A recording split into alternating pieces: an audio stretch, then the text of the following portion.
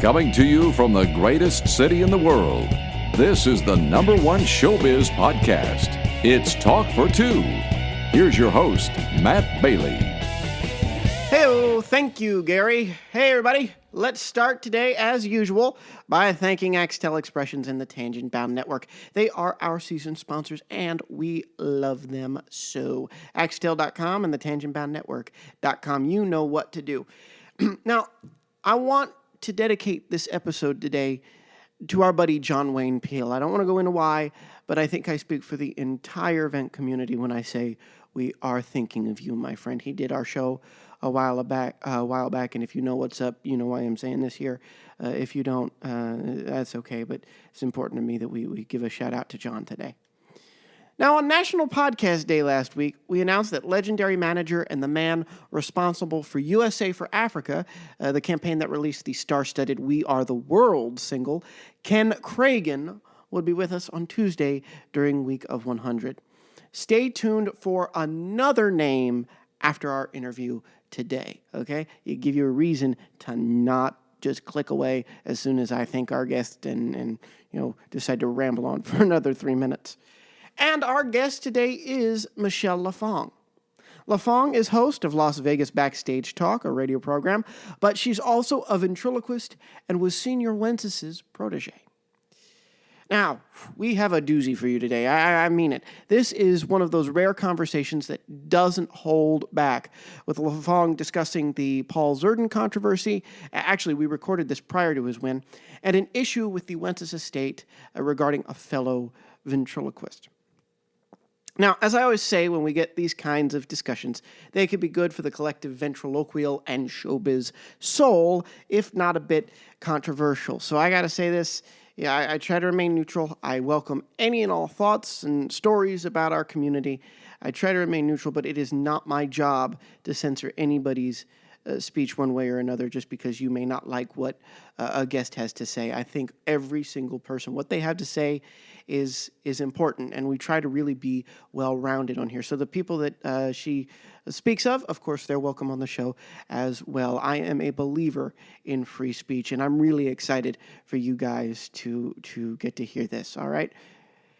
Here now, with an insider's view into the life of the legendary Señor Wences, our interview with Michele LaFong.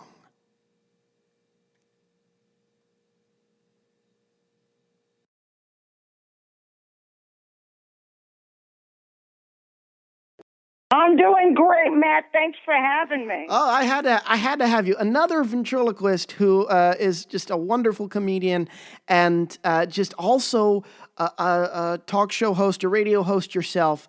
We got a lot to talk about today, but this podcast started in the vent community, and let's throw it back with my favorite first question. How did you get started in ventriloquism? Well, let's see. There was a show that Paul Winchell had called The Winchell Mahoney Show. Mm-hmm. And I used to love watching that show. And I thought, what a great concept to actually have. If I was a ventriloquist, I could put a face to those imaginary friends that I talk to all the time and it wouldn't look so crazy. Yeah, that's cool. Yeah, what were some of those first shows like when you started actually going out and performing it? It wasn't that simple. Really?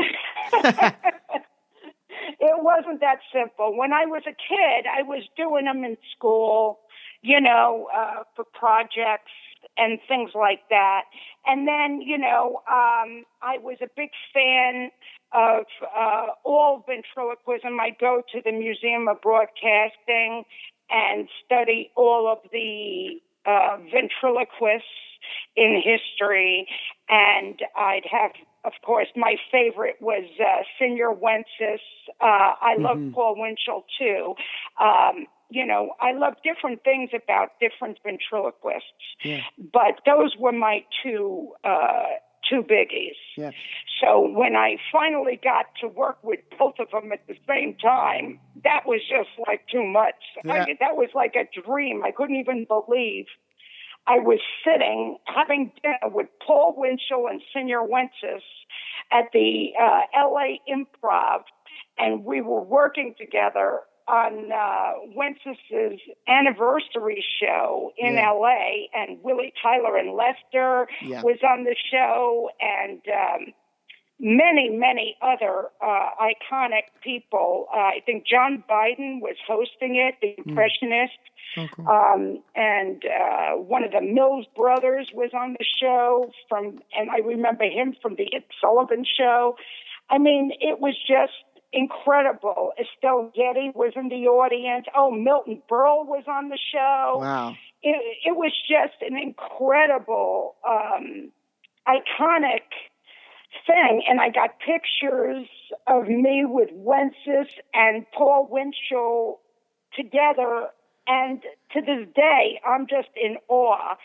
But it was just so cool to watch the two of them interact, because Paul Winchell had never met Señor Wences before. Really? And he was in awe of Wences. And it was like he asked for his autograph, and he wanted like pictures, and That's he awesome. was just, totally enthralled with him. And I was just like, how cool is this? Watching Paul Winchell, totally into Wences. And then Paul Winchell was on the show too. Or was he? No, he was not. He was not on the show. He came out to support, because he lived in L.A. Yeah. And, it's a long time ago, but I remember that after the show, I had done like 5 voices on the show, and all at once. And after the show, Paul Winchell said to me that he loved my technique, and he said that he thought I was better than he ever was. And that to me was, I'm like, can I have that in writing? My word. And I still wish that he did give it to me in writing. It's like, because I don't even believe it. I don't even, it's like I'm thinking, did he really say that? But I know he did. And I said to him, you had one of the best techniques in the business. I loved his techniques, and I learned from him, actually. Yeah. I learned technique from Paul Winchell. He is, sorry to interrupt, but I got to say, since you talk about technique, he is the only ventriloquist to do something, I think it was with Jerry, to do something with a recorded voice and make it look even harder than if he would have done it just himself, and pull it off immaculately. The song that they did, it's escaping me, but I know that they did the one song. It's a clip on YouTube. I Scream, You Scream? Yes, I Scream, yes. It's just brilliant. You talk about technique. Sorry, keep going. You're right. So, I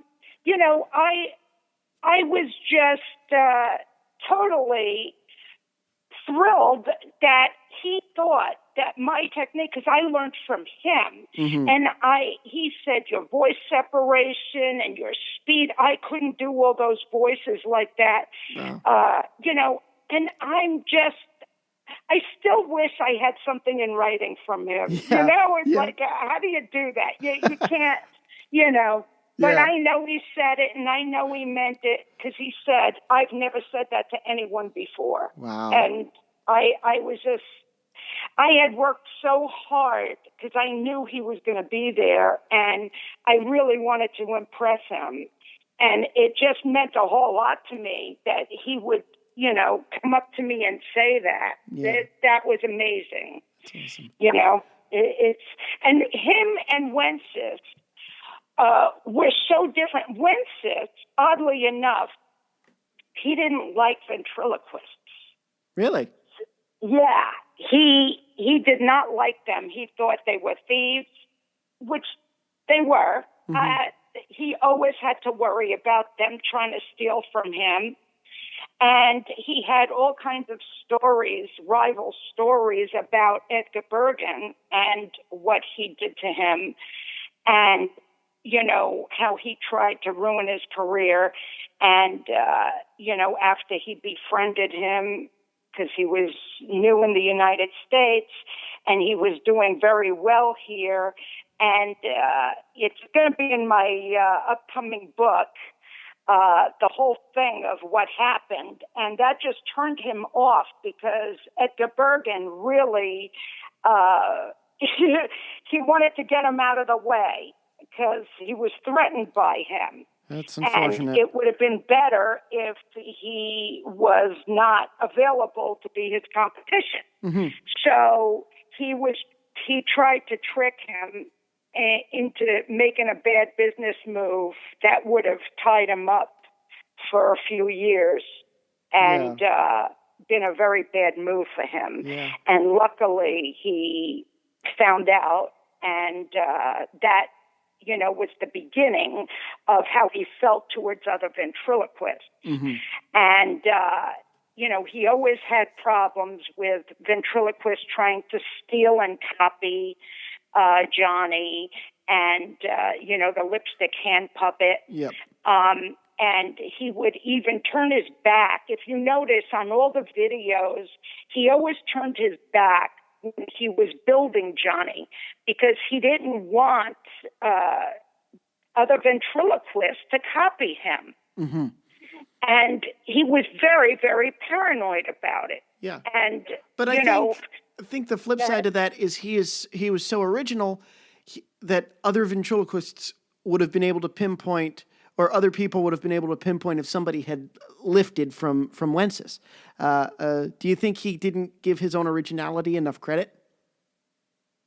No, I think that he, when somebody lifts anything, whoever gets seen on television first is the one who gets credit for it. Exactly, yeah. And so then when they see him doing it, they say, oh, I saw that already.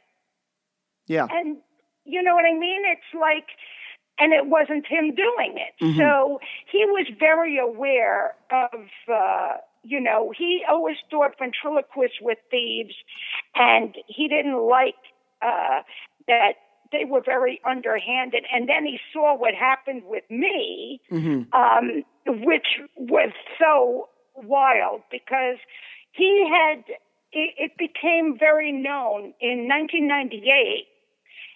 Life magazine did a piece where he passed the torch to me. He was 100 years old already. Yeah. And he made it to 103. Yes, he did. I was reading that. Yeah. He was, very lucid. I mean, he had it together. Yeah. And it's incredible. He had passed the torch to me and said, that he wanted his puppets to live on, and he was giving me the original Pedro and Johnny exclusively, and I was the only one allowed to do it. And the reason that he didn't see me the same way, I think, is because being a woman, mm-hmm. I think, helped a lot. Yeah. Because he didn't see me as someone trying to copy him. Mm-hmm. And I think that had a lot to do with it. He thought I was very original. And the truth of the matter is, I didn't want to perform his puppets exactly the way he did because I know that it wouldn't work today. It's like times change. You can't now go up on stage with a cigarette and start smoking without having, people go in an uproar going, why is your puppet smoking? Yeah. What kind of example are you setting for kids? Yeah. And I mean, all kinds of things that were acceptable back in those days are politically incorrect or unacceptable in today's world. Mm-hmm. And also, as people evolve, certain things just don't work anymore. But his characters were so strong that I could keep the integrity of his characters and the voice integrity, making it similar, but it's my take of that character and how they would be in this day and age. You know, not evolving like Paul Winchell did. I don't know if you're aware, but Paul Winchell put out videos later in his career where he had Jerry and Knucklehead. Older, one of them was gay, and in other words, 40 years later. Yeah. And did you see that? I think I've seen pictures, if not video. Yes. Okay. Well, it didn't work. Mm-hmm. It didn't work. It was really weird. I think when people fall in love with a character, they're not ready to see that character age like a person. Yeah. You know what I mean? The character can have depth, but there also needs to be a certain stoicism to that character. You can't shift it left or right too much, or you'll lose an endearing quality. I think if I had to pinpoint it, you modernized Wences's material. Yes. You didn't evolve it. You modernized it. You brought it into the 21st century. And the thing I love, I was reading your website, and I know Wences's work is, and you pointed this out on the website, I hadn't given it thought, is that it wasn't jokes. It wasn't jokes. It was just comedic characters and just a really, really funny premise and a really creative way of doing ventriloquism. It was timing more than anything. Yes. His timing was just unbelievable. I mean, and also the sound of the voices. Mm-hmm. That has a lot to do with it, too. The personality of the voices. Mm-hmm. You know, now I take liberty with because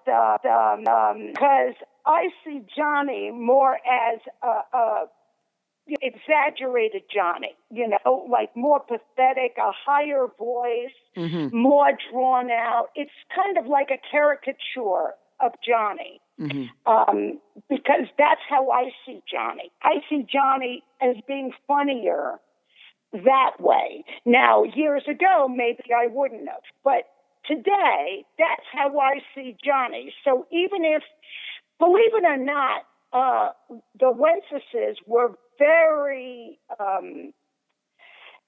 do I say it? They were animate about me doing the material the way that he did it.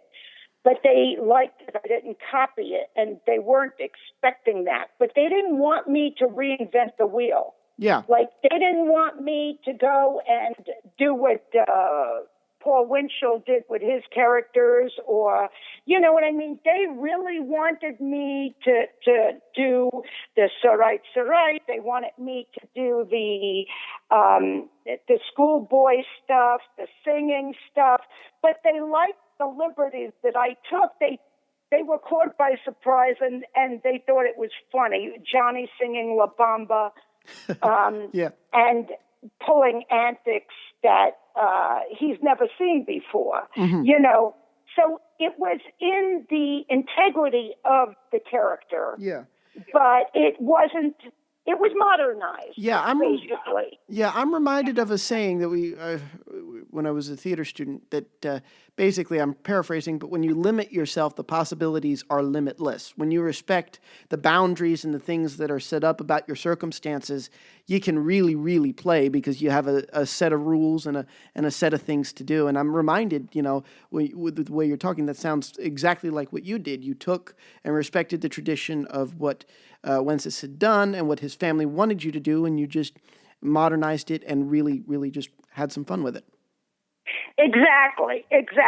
So the funny thing is that I watched a lot of the greats make huge mistakes with this concept where they tried to like Paul Winchell doing that with his characters. He was trying to fit in the modern world. And so he made Knucklehead gay. And 40 years later, he showed him aging. And Jerry, he had aged too. I don't remember what Jerry was, but the whole thing just didn't work. You know, it wasn't endearing. It was just, you know, it just didn't work. It was shocking more than anything because you don't expect the dialogue to be that heavy. Yeah. You know what I mean? Yeah. And you don't want to see the puppets aging. Right. You just don't. Yeah. You know, there's something about it. The ventriloquist can age, but the puppets, people don't want to see that. They're in love with the character, and they want to see that character. Now, I also went to see Sherry Lewis when she was at Harrah's. She was attempting to do an adult show. And when I say attempting, I mean attempting, because it was, I felt so bad for her. I was the only one laughing and clapping and, you know, trying to be, you know, even though it was awful, I was trying to be supportive because I felt so bad for her because it wasn't working, what she was trying to do. It was probably the pressures of being in Vegas and feeling like you had to grow it up a little bit. Yes, well, the thing is that she was always a kid's show. Yeah. And she really was doing her version of what she thought an adult show should be. And the thing is, I mean, it had my curiosity up that I drove 2.5 hours. I lived in New York at the time, you know. I drove down there just for the show and came right back. That's how, you know, I had to see this, you know. I was very curious as to Sherry Lewis doing an adult show. Yeah. You know, but it was really, really, really bad and sad to watch, you know? Yeah, I could see, and I went to see her backstage afterwards, and she was like, oh, my God, thank you so much for rooting me on. You. If it weren't for you, I don't know what I would have done. Yeah. She goes, I'll never do that again. I'm never doing that type of show again. I was trying. I said, I know. It's hard. It's really hard when you're branded one way, and your fans are expecting certain things of your character. I think she broke the rule, just like Paul Winchell did. They broke the rule and they didn't keep the integrity of their character. Yeah, and then they learn their lesson, you know, and it's tough, but it's you know, I think that's what will all, at the end of the day, always be charming about ventriloquism is these characters that will stand the test of time because they're so endearing. Right. Exactly. You have to, you learn more from mistakes and even watching people's mistakes. I learned a lot from watching Sherry's show. I learned a lot from talking to her afterwards. I learned a lot from watching Paul Winchell make those mistakes. You know, you just learn a lot. Yeah. And, you know, I think that back to Señor Wences, because I went on this long tangent. I love tangents. I love it. I went, when we were talking about Señor Wences not liking ventriloquists. Yeah. And him feeling, you know, they cannot be trusted and, you know, all of this. What started the whole thing with Wences is he was 100 years old, and he was asked to do a national Mercedes-Benz commercial with Johnny. And he couldn't, you know, his hand was too old looking on camera, and it made Johnny look like he was 1,000 years old. Yeah. And he also could no longer do that falsetto voice of Johnny, which is why he had stopped performing a long time before that. And, I mean, Pedro was no problem, but Johnny, that was a problem. Yeah. So he didn't want to lose the commercial. It was like a throwback commercial to Ed Sullivan.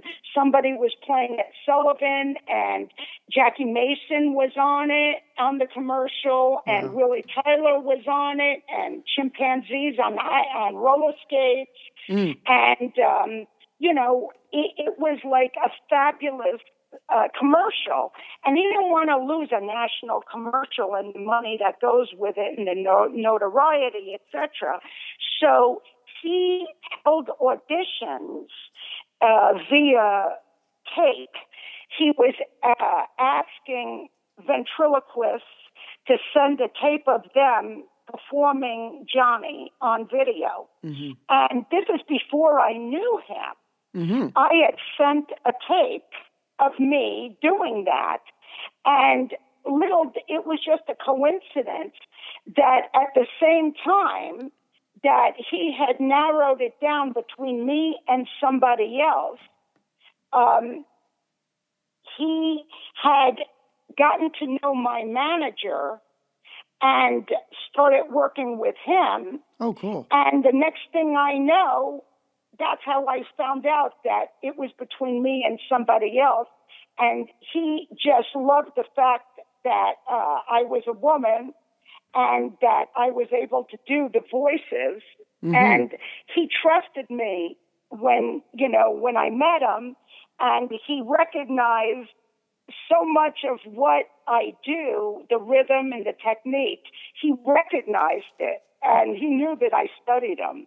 And we hit it off right away. So he gave the commercial to me, and that meant that he was teaching me how to build Johnny and, giving me tips and tricks, et cetera, et cetera. That is awesome. So that's how it got. And we had, the funny thing is, he wanted a separate Johnny because his wife did not want him to go into his trunk and pull out Johnny or Pedro because she was afraid that he would have deja vu and want to perform again. Oh, wow. And yeah. Interesting. And of course, that is what happened. I mean, she made us get a copy made of Johnny and Pedro. And I think we went to Jerry Lane. Yeah. And he hooked us up with a puppet maker. I forgot his name, but he's deceased now.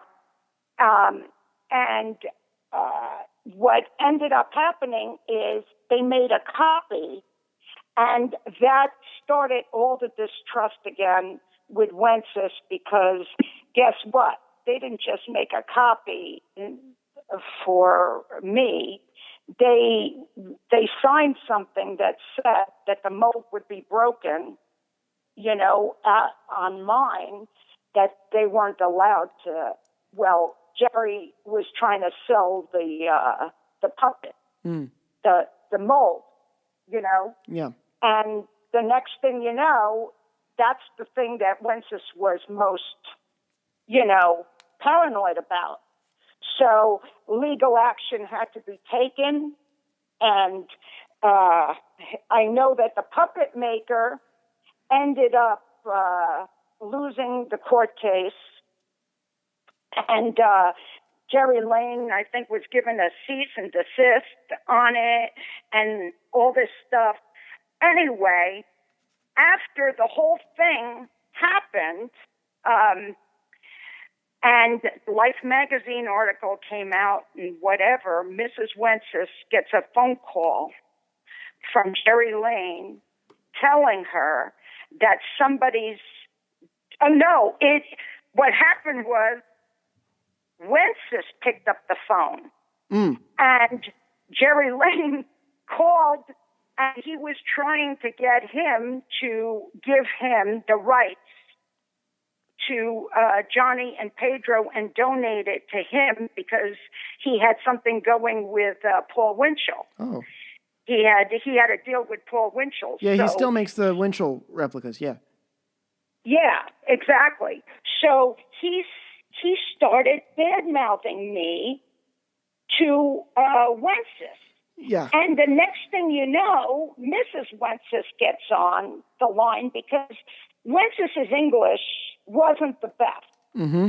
And he's 100 years old, and he didn't really follow what was going on. So Mrs. Wences grabs the phone from him and says, "What's going on? What are you telling him?" And she then calls me and says, "Do you know a guy named Jerry Lane?" And I said, "Yeah." I said, "He's a nice guy." And, I was trying to get him a gig on a cruise ship at one time, and I don't remember what happened. I'm like, "Why?"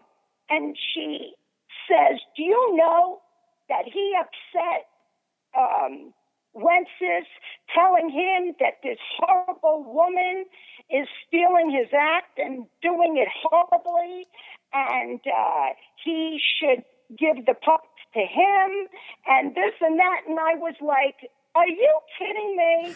I was shocked, But Wences, then the deal was sealed. I mean, it was like, he said, "Now do you get it?" Yeah. He goes, "Now do you get it? That's the way it is." Yeah. He goes, "That's how ventriloquists are." Yeah. He said, "They're not your friend. They pretend to be your friend." He goes, "But you can't trust them. You just can't trust them." And guess what? He was not the only one, Jerry Lane, that did this to me. Yeah. I was shocked Mm-hmm. at the stories that were coming back at me from Mrs. Wences. Yeah. Telling me how these people who I considered friendly acquaintances or friends even would, the lengths that they would go to try to get what I had. It was depressing, frankly. Yeah. And I didn't dismiss what Wences said after that. It's like, it definitely impacted my life. Yeah, I can understand. It was heavy, it was very depressing. And then I just found out that I wasn't at the ventriloquist convention this year, but I just found out that Jerry Lane performed Wences's puppet at the convention, which tells me that he had the mold. So the other guy gave him that mold, even against court orders, that he shouldn't have had a Johnny or a Pedro. Interesting. Well, you can never know for sure, but he did perform it. He performed it in a tribute with. It doesn't matter. He's not allowed to perform it. Oh no, I period. understand. If there's a court order, that's a problem. But yeah, and the court order is about him having the puppet. Too. Yeah. That's the thing. So I'm just like, because I did confront him about it. When I was at the convention, I gave him a really, really hard time about it. And he tried to apologize, but he had no explanation for me as to why he would do such a horrible thing. Yeah. I felt very betrayed, you know. Yeah, like I said, it's I guess Wences was right, and it's unfortunate. It really is. You just never. This is the thing, is that I took it with a grain of salt when Wences was saying that. Even when Wences was given an award by the convention. Yeah. I had to talk him into coming in. He didn't want the award. He didn't want to go.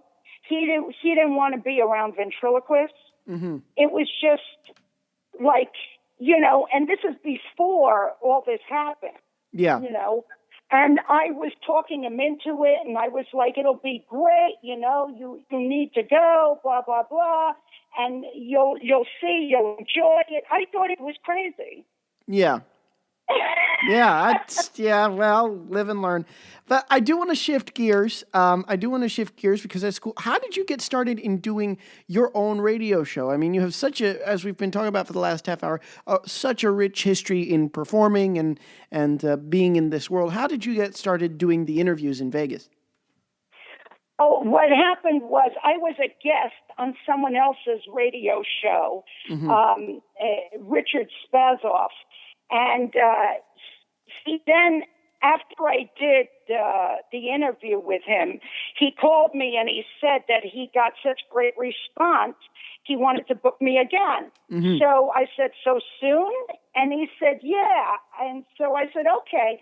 So I did it again.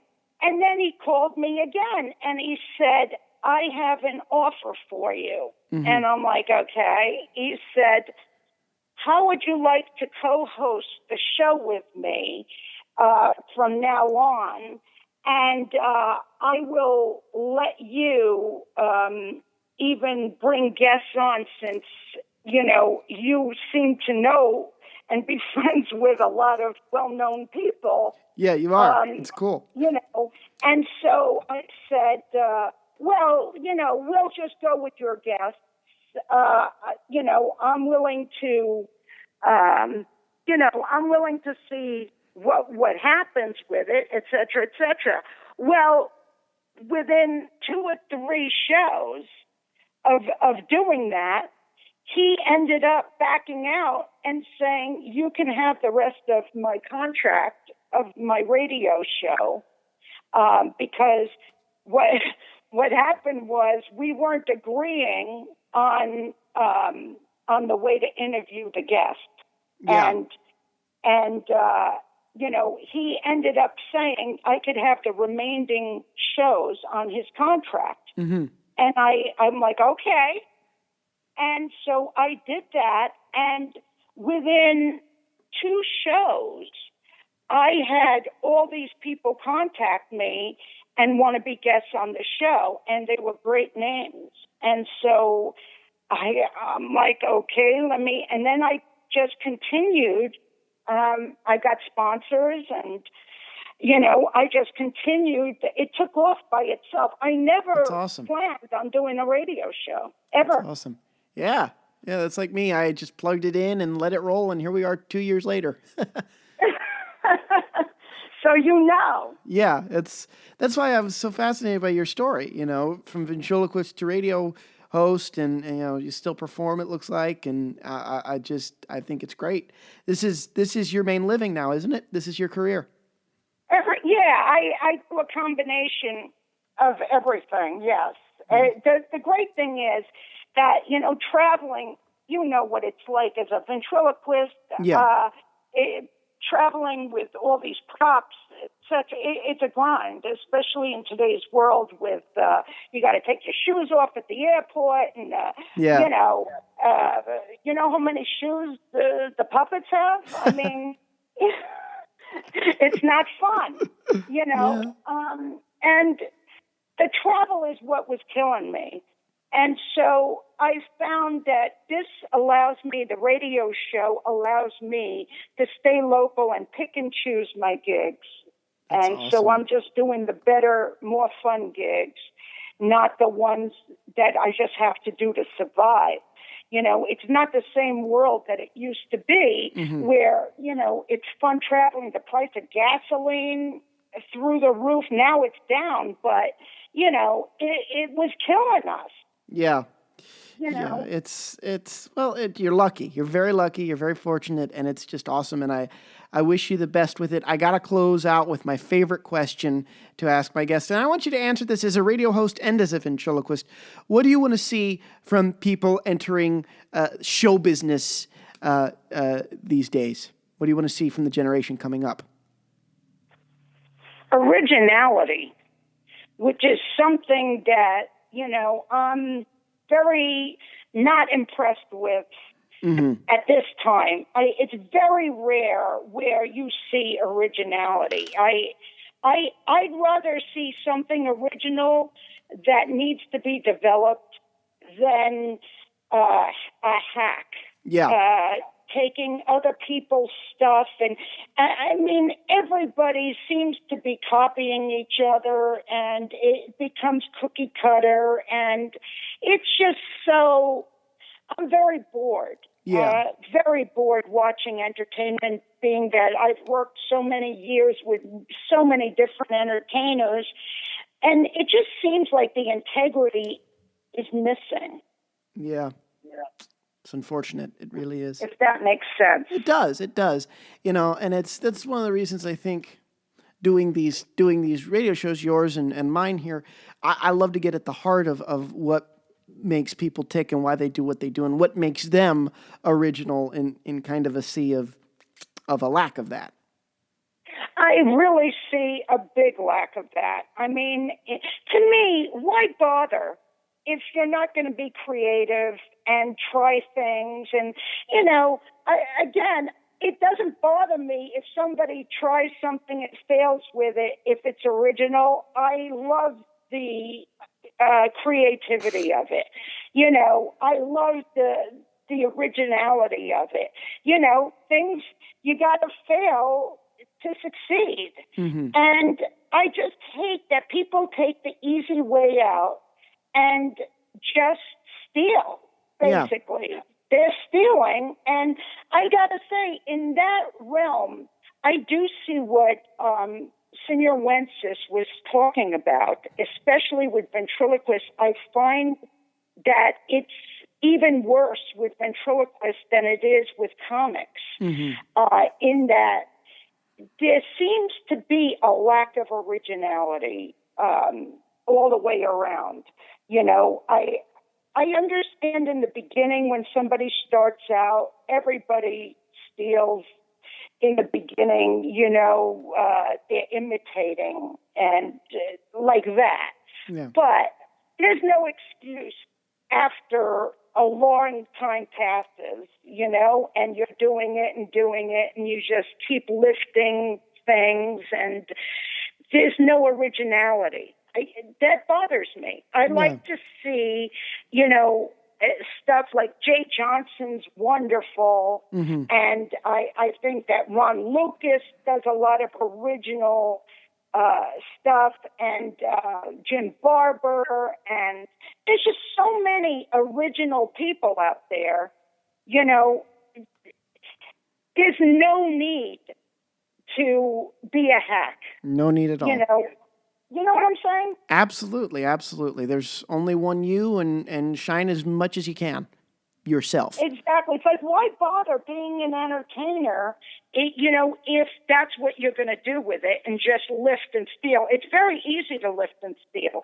Somebody's already worked out all the bugs. All you have to do is copy the rhythm of the joke, memorize it, and boom. You got your laughs and you got a working piece of business.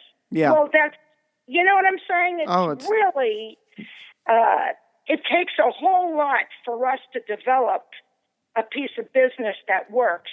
And when somebody just comes in and lifts it, it's very bothersome. I mean, look at even America's Got Talent. Yeah. Somebody's stealing from somebody. Well, what I don't like about that is how they pass off certain established acts as these newcomers that are vying for their big break. I don't like that. I've not ever been a fan. No, it's absolutely dishonest. It's outrageous. And it's like rediscovering, America. Yeah. Come on. Yeah. Are you kidding me? First of all, it's America's Got Talent, not Britain's Got Talent. Oh, we're going there. Okay. No, I'm just saying. Yeah, no, you're right. That's how I feel about it. You've got a show called America's Got Talent. Mm-hmm. It's not like there isn't a Britain's Got Talent. But I wish Paul all the best. If we're going to get specific here, I do wish him all the best. I think the show itself, because I don't fault him at all. I don't fault him at all either. Yeah, and I didn't mean to say that you do. I mean it's the show doing it to him, and of course he's not going to pass up that opportunity. And it's the show, not really trusting that there are unique and talented individuals that haven't already made a name for themselves. I don't think that that's it either. Really? I don't think that they don't think that. I think they just have their own agenda. And, that's the way the world works, unfortunately. Yeah. But what bothers me is, not only the fact that I don't think that acts like that should qualify on many levels because they're already stars. Yeah. And rightfully so. But they don't qualify under what the show is supposed to be based on, which is the title of the show, right there, too. And it's also one of the judges knows and toured with the other guy. I mean, it just gets to be so ridiculous, you know? But aside from that, what I'm saying is somebody's stealing from somebody because, again, you've got an established act up there, and David Strassman, who has been doing a certain bit, and that's his signature piece, all of a sudden sees it on America's Got Talent. Yeah. It's like, what's going on here? Mm-hmm. You know what I mean? I was shocked, frankly. Yeah. Because I can understand that. Yeah. I don't think there's a need for that. Right. I think that, look, when you're an established act, you've got the money and the resources. If you can't be original to come up with something, to pay somebody to come up with it for you. Yeah. You know what I mean? I agree. I know exactly what you mean. I have a lot of respect for both acts. Yeah. For David Strassman and Paul the Zerton. act on America's Got Talent. Yeah. However, I don't agree with the lift. Yeah. It's like now it makes me question everything else. Yeah. You know what I mean? When somebody lifts something, then you start going, what else did they lift? Yeah, you're right. So, you're exactly and I right. always respected him. So it's disappointing. Mm-hmm. It is. You know what I'm saying? It is, because instead of using the money and the resources to do something different with your puppet, you're doing animatronics. And again, we could have David, and David might have said, oh, well, gave him the rights or whatever. But, No, he didn't. You're right. It's, maybe, you probably didn't. You're right. But it's tough, and it's tough for me, as you can hear. I'm trying to remain impartial here, but so am I. I have no axe to grind. Oh no, I have no axe to grind whatsoever. All I'm saying is, I used to watch David Strassman do that bit 25 years ago. Yeah, and it took off, and I'm sure Paul isn't the only one doing it. He's just the only one doing it on television. So it's, and that's what hurts. It's like Ron with the mask. It's so, absolutely, absolutely. So I think that has become, it's like now when Ron does it, people go, oh, I've seen that. Yeah. Well, you've seen it because I did it. Other people saw me do it, and then the market got flooded with it. Absolutely. Absolutely. So that's all that I'd like to see entertainment. I'd like to see it go in that direction where there's much more integrity and people aren't afraid to fail with something new. It's like, hey, look, without failure, there's no success. Exactly. And I think that is a fantastic place to leave it. Miss Michele LaFong, I know you will be back. This was awesome. Thank you so much. This was a lot of fun. And thanks for having me. I appreciate it.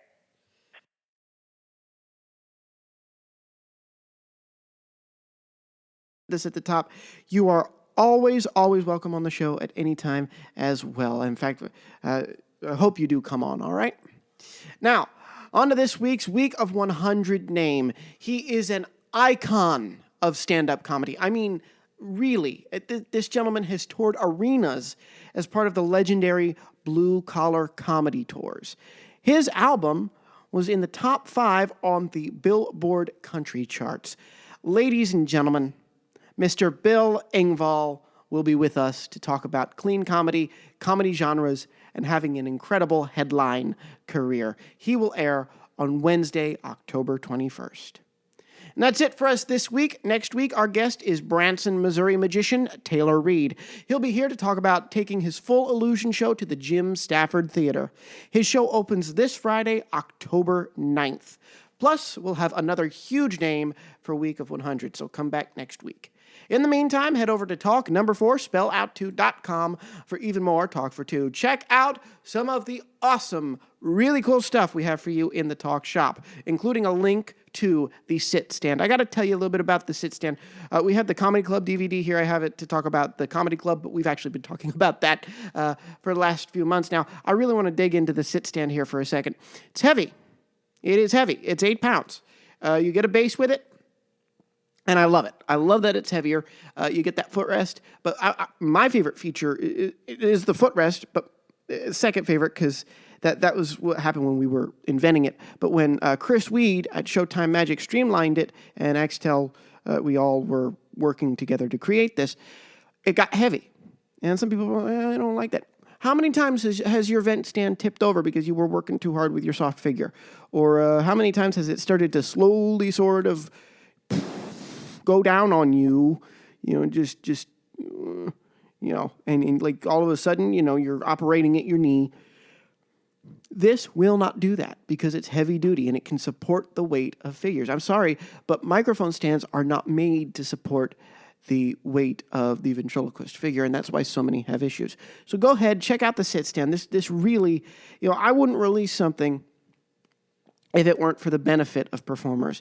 And I'm really excited, and it's been almost a year now because we launched it at CAX, but we're creeping in on a year since we've had this out, and I'm still just as proud as the day that we unveiled it. So please go ahead and check the Sit Stand out, as well as our Comedy Club DVDs, and order a t-shirt.